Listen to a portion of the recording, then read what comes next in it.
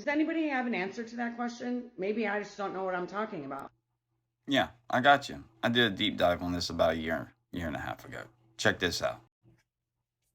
After a huge meta-analysis of a lot of versions of scripture, well, you can see that the word firmament was included approximately 34 times, and then starting somewhere around the mid 90s, it became whittled down to, well, 0.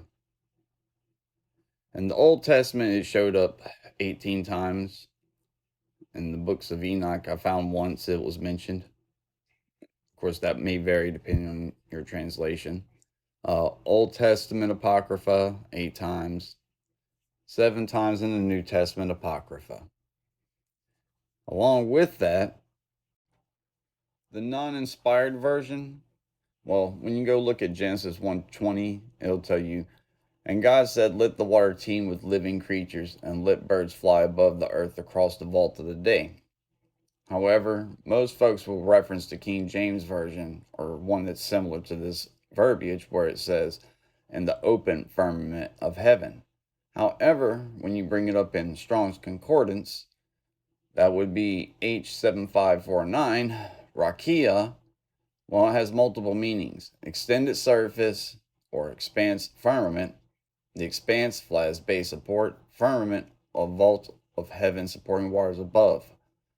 However, well, open expanse would be the more accurate verbiage because birds aren't able to fly through a molten looking glass.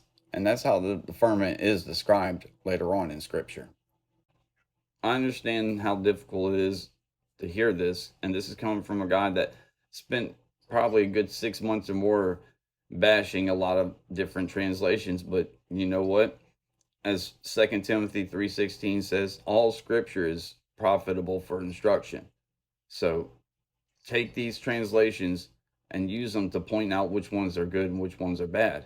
And don't just throw away an entire translation based off of one verse or one chapter. They're all good for pointing out something.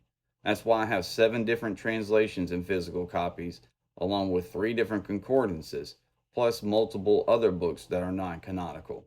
You got to dig really deep into the word. I'd also recommend getting acquainted with etymonline.com and a couple of dictionaries. Seriously. Best of luck to you. Love, gratitude, and care. Have a good one.